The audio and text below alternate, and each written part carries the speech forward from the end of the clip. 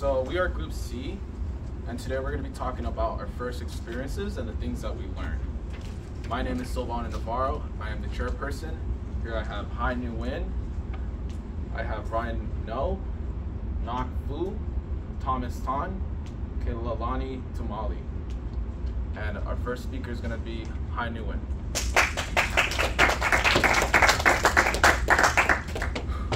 Have you ever gone hiking or camping? Today, I'll be talking about my first time going backpacking, which is essentially a fusion of the two. To provide some background about the story, I've been a Boy Scout for around 10 years now. This trip happened 2.5 years ago and was something that I did with my Boy Scout troop. We had decided that we wanted to stay overnight at Suno Regional Wilderness Preserve, which is a regional park around an hour or so away from here that contains a vast array of rolling hills and scenic hiking routes. When the time comes in April for us to go, we all drive up to Suno early in the morning. The air is fresh and moist, and I took a deep breath, taking it all in. Before we embarked on the hike up, we distributed any leftover gear that we didn't give out already, which included leftover food rations, snacks, and stoves. We also took a quick second to tie down any loose gear, like sleeping bags and tents, to the outside of our backpacks. The hike up would be around 4 miles. With the 40-pound backpack on my back, I began the trek along with the rest of the group to our first stop, 1.5 miles in. We stopped for lunch at an Alameda Creek overlook known as Little Yosemite, where we played in the cool flowing water before heading back to the trail. Once we were back on the trail, we went on for another mile until we hit the W tree, which is a tree that grew in the shape of a W. The W tree, it landmarked the beginning of the brutal ascent up to our campsite. The hike up was long and tiresome. Our gear slowed us down, and we pushed forward with pure adrenaline in hopes of reaching our destination. Every step we took forward, the elevation level rose, and soon enough, we were 800 feet above the base of where we started. Once we were up at our campsite, which was called Stars Rest, we set up our tents, deployed our gear, and we also figured out the water situation. In order to have enough water for cooking and drinking, we needed to filter 2-gallon water bladders at a water fountain a 1/4 mile away from our campsite. This was a task that I ran multiple times throughout the trip. So after we figured out our water situation and we set up our tents and gear, I took this group of scouts up to a nearby hill. This hill was actually 300 feet above the elevation level of our campsite, which meant that it was pretty tall and the climb up was very steep. I was grabbing the grass in front of me and digging my toes into the dirt to get leverage and get up there. And once I was up there, I had a bird's eye view of the entire valley below me. And as the sun was setting, the hills were coated in a golden light. Here, 30 miles away from the nearest 7-Eleven, I realized how simple life really was. Here, with nothing in front of me but dirt and trees and grass and cows, I realized how great it was to be alive, to be living, to be breathing here in this present moment. Here, I can enjoy the simple things in life, like the coolness of the breeze, the emptiness of the air, and the amazing views in front of me. Once we came down from the hill, we had dinner, which was just instant backpacking food that could be made with boiling water. After dinner, we made woggles, which is a circle of rope used to fasten something called a neckerchief. And after woggle making, we gathered around a 5-pound candle that was our campfire for the night. And we shared stories with one another before heading back to our own tents. All the hiking and climbing had made me tired, and I slept like a baby.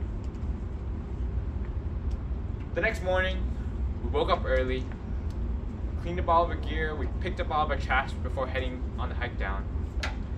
The hike down was way easier than the hike up, because it was all downhill. We stopped for lunch at Little Yosemite, and as we hit the parking lot, I was very relieved because it meant that I could dump this backpack that had been dragging me down all weekend. In conclusion, I learned that no one is going to do anything for your goals but yourself. I carried my backpack up the hill. I also learned that life isn't as complicated as we make of it. Once I was up on that hill in the middle of nowhere, nothing worried me, nothing bothered me. Thank you, and the next speaker is Silvana.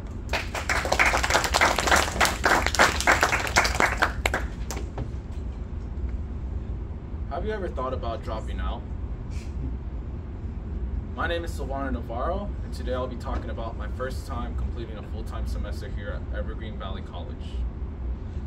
So a little bit of background about myself. Back in 2018, I decided that I would be dropping out of school, mostly to pursue my personal interests, which was pretty much focusing on making more money, and frankly because I thought that I'd be wasting time here in school anyways. So I dropped out. With the stroke of luck, I was able to make a significant amount of money. I had a great paying job, a lot of great paying opportunities, but there was always this catch. A catch that meant that at any moment I could lose everything, and I was very limited as far as opportunities go because I didn't have a higher education. Most jobs in the market that are good paying are hard to come by. So I was really at the mercy of companies not downsizing, because if I lost my job, that would mean that I would be set back significantly. And then I'd be in and out of jobs, hoping to find one where I could move up, and even that wasn't guaranteed. It was until one fateful afternoon last year that I got into a car accident, and that car accident led me down a very dark path where I ended up losing my job. I lost a lot of money, a lot of opportunities, and I came to this realization that I needed a change in my life, and a real one, because I realized that the path that I was leading was not going to lead me anywhere towards my purpose, and especially not to its fullest potential. Fast forward to 2024, I decided it's time to come back to school. You know, I've always liked tech, and I figured it would be nice to get into it. So I enrolled for a full-time semester here at Evergreen Valley College, pursuing computer science and software engineering. At first, it was quite an adjustment because I was still stuck in my old ways, and I was very disengaged as a person. So I wouldn't really bother with talking to anybody or doing anything extra. All I cared about was just completing my courses and getting to the point where I graduated so I could just make more money. Something happened to me. I met friends, and from making good friends, I ended up participating in more extracurricular activities. I even found out that I really like marketing as well. Matter of fact, I started a club for it. It's called the Evergreen Bridge Association. But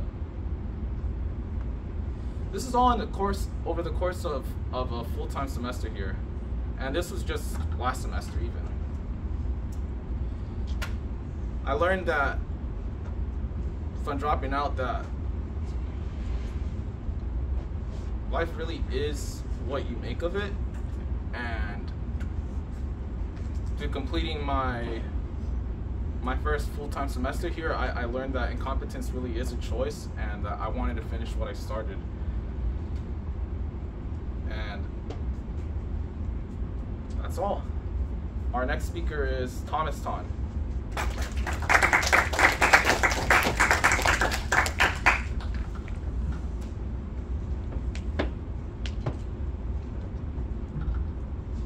How many of you have ever got the chance to travel back to your country of origin? Today I'm going to be talking about my first time traveling back to Vietnam as a Vietnamese person. Now for context, my family had just gotten news that my grandmother on my dad's side was unfortunately on her deathbed. My parents wanted to see them one last time before she passed. My parents told me about how great the experience was going to be, especially for me since it was my first time going back to my home country.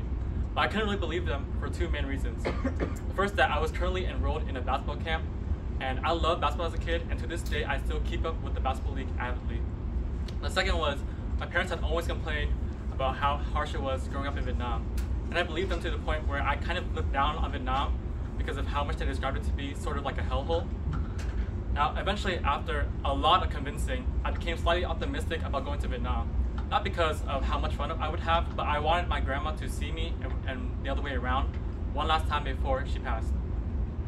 Another reason was because as a kid, and even now, I am an avid airport enthusiast. I loved waking up early, and I loved smelling the aromas of the restaurants and cafes as I walked by them in the terminal. There's also the feeling of lifting off and landing in an airplane that you don't get from any other vehicle, and you don't experience that much times in your life. I remember when I first landed in Vietnam, I was overwhelmed by the heat and the humidity. Now I've been on other vacations before, and I'd say the heat ranked first, and the humidity wasn't that bad in comparison to something like Florida. The first thing we did, of course, after we landed in Vietnam, was go visit my grandmother. There was everybody in the room. I remember seeing faces that I had never seen before. But the one thing that they all had in common was there was a feeling of anguish between them, because obviously they were all grieving. Especially with my dad, I've never seen him in this sort of state.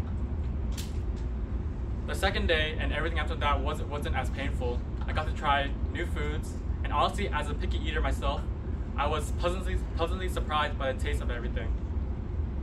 One thing I'd like to know, however, was the quality of the food was questionable. It may have been the quality of the food that led to my downfall in my health, as I became sick for 2 or 3 days. Some people may view this as a waste of a holiday or waste of days, but I honestly needed the break from the intense heat that Vietnam was projecting onto me. I remember going on to malls, and I remember thinking, oh, this isn't that bad at all, because Vietnam had changed so much to the point where the malls at Vietnam were basically indistinguishable from the malls you find here, and that was very surprising to me. A downside, however, were the beaches. I remember going to at least 2 beaches, and they were littered with plastic bags. They were literally like the beaches that you see on environment protection websites. After a while, I was separated from my family to go with my mom and purely visit my mother's side. My favorite memory was riding in the back of a carriage with her, and we don't really have any carriages like that here in America. Before going back to USA, I visited my grandmother one last time. And for me this time, I had grown attached to Vietnam so much that even I was a little bit sad about the prospect of leaving. What I learned from this trip is that the elderly of your family are especially important, and when you're young, you don't have to really worry about having fun, because in your youth, fun will come to you naturally. Thank you. The next speaker is Kayla Lonnie.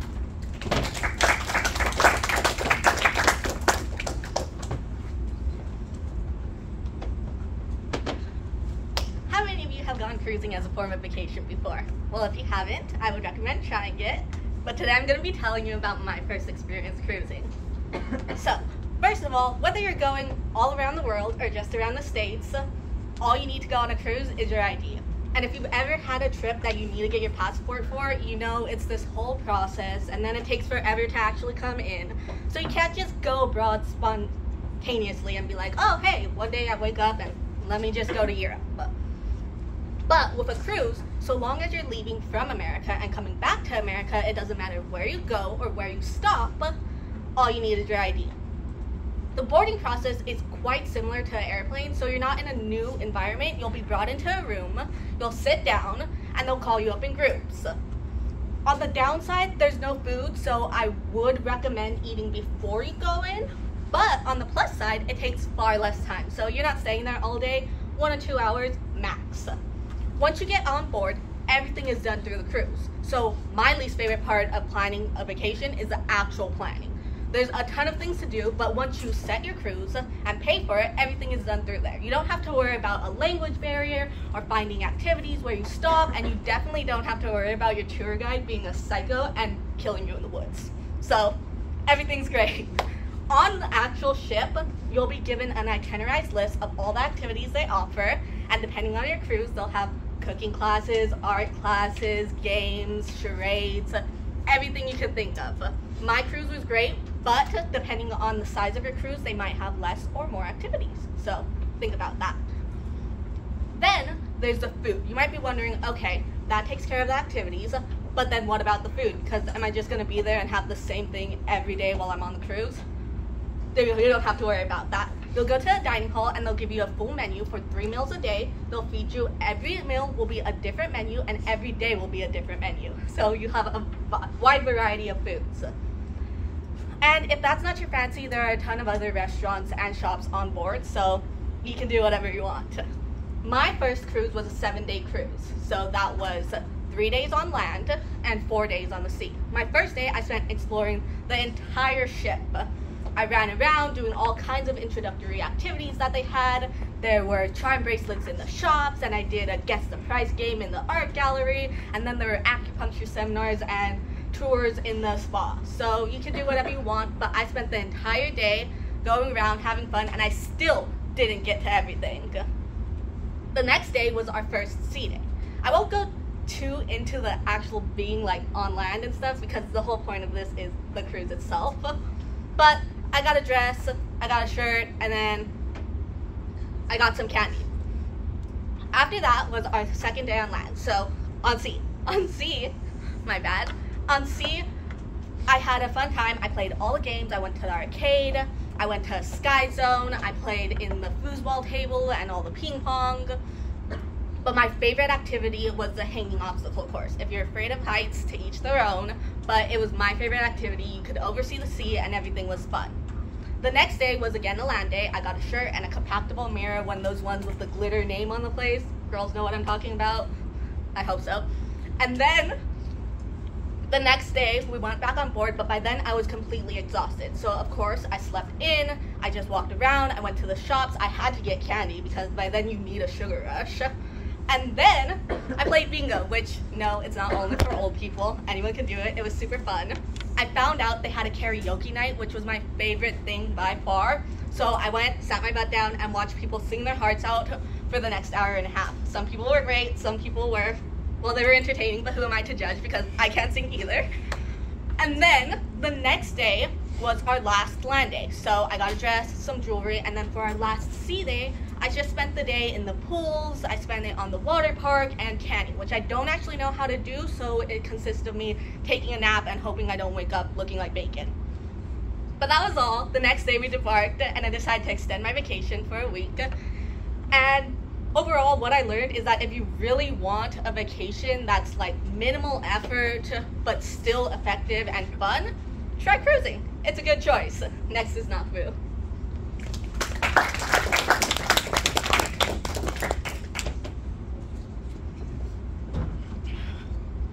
Good morning, everyone. Today, do you guys remember the first time you went abroad?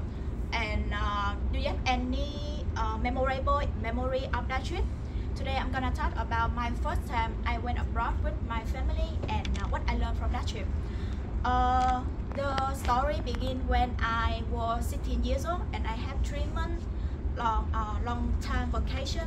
I have 3 months long summer vacation after a year of studying hard and going through a very difficult exam, transfer exam. I passed that exam and got into the high school I wanted because in Vietnam, Vietnamese students have to take the transfer exam from middle school to high school, and it is extremely difficult for Vietnamese students. And luckily, and thanks to my effort, I passed that exam and got into my favorite high school. And my family, before I start the exam, my family said me if I can pass the exam, they would take me abroad to to travel in the summer, and I tried the best and I did it. My family had to fulfill their promise, and they took me to travel to a country that I absolutely love, and that's in Korea. I really want to see the summer in Korea and many street and many culture in there, and I was so excited to try the best, and my family I'm sorry, because when my family go on the day I flew to the Korea, I was so excited to talk about my flight because this was my first time I went to abroad, and yeah, so I was so excited. I talk about a lot of the many food videos and many famous tourist attractions in Korea that I found on social media. And yeah, when I on social media, and I was also told my parents if I can, if I will take a lot of photos when I arrive, and I even walking around the airport eating the ice cream, watching many planes to take up in the sky with my cousin, but knowing I had forgotten the thing is very important. Yeah, and my family are very important, so that's why I very important. Yeah, and when my family start taking out their passport, and I did the same, I realized that I forgot my passport at home. Yeah, and I was so confused and afraid if I would miss the flight to Korea, and yeah, I was so confused. Yeah, that's why my parents come with me and help me find a solution. Luckily, my house was so wide close to the airport. That's why me and my father went back to home and got my passport and turned to the airport in time to check in, and we continue our overseas trip. And yeah, even though everything happened, but my family trip is continue, and I have a fun time with my family as well. And I was able to set my food in Korea, eating many Korean food and seeing the summer in there. So I have an extremely memorable with my family and experience. Yeah. So in conclusion, what I learned from that trip, I learned that I have learned that when I pocket the luggage or prepare for everything for the trip before I go to the airport, I have to really be focused and careful.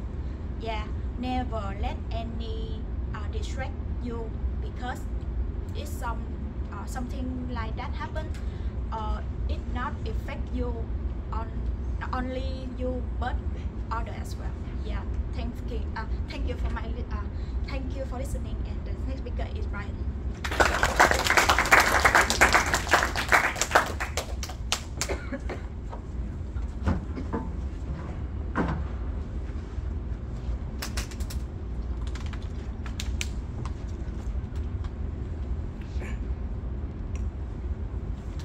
Has anybody here gone bouldering? Well, I have, and I'm gonna tell you my first time ever going bouldering. For context, I have two older brothers who are both software engineers, and you could consider them the tech bro stereotype. Wanna know why? Because they both do bouldering as a sport. So one day, my older brother On asked me, "Hey Ryan, you wanna go bouldering with us?" And of course I said, heck no. But after a long time, he eventually convinces me. And so I agreed. It was a Saturday afternoon, and we go downtown to the bouldering gym. The front desk lady asked me a bunch of questions, and to fill out this form. As I'm filling out the form, nearing the end, I see a box that says if I'm 18. And that's where I realized what I went wrong. I was filling out the adult form, so my brother has to redo the whole form for me as my guardian, and the front desk lady asks me her final question. What my shoe size is, and I tell her 8.5. And so she hands me a pair of blue shoes, and as I'm putting it on, it's so tight. I'm trying to put it on, but I eventually do, and I realize that these shoes were specifically made for bouldering or rock climbing. It molded to my feet, and it was very low to the ground.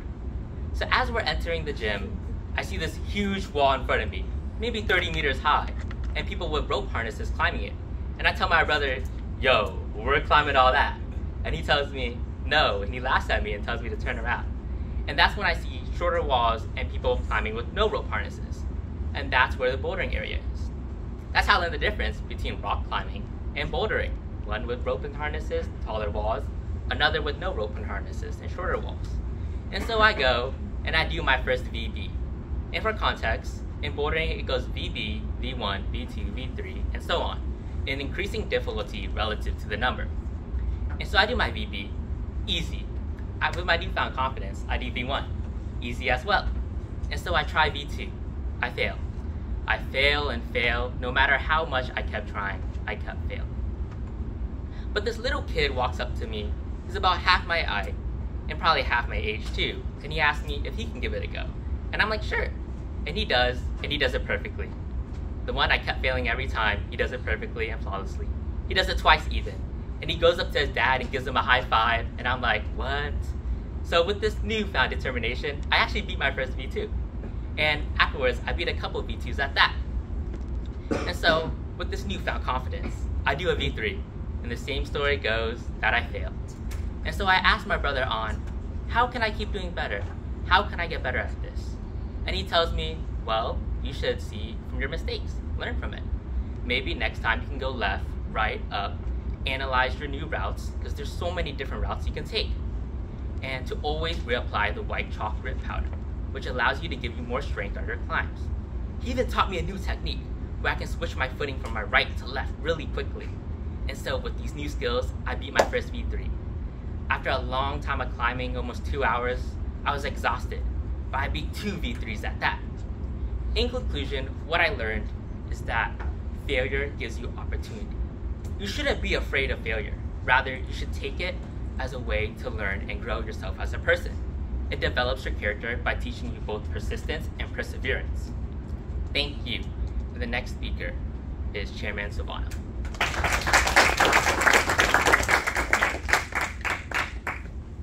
So in summary, we all got to talk about our first time experiences with anything in life, right? But we also learned quite a few key things, right? Hein learned that you have to take it upon yourself to get things done through hiking. I learned to finish what I start through completing a full-time semester here at school. Thomas learned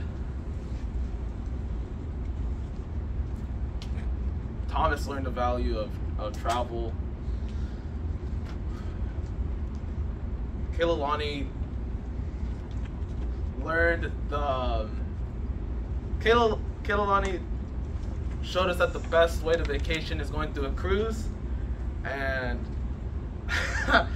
Nakfu learned the importance of careful planning. Ryan learned that failure is something you want to embrace, because it is where we learn to grow. Thank you, everybody. This has been our presentation.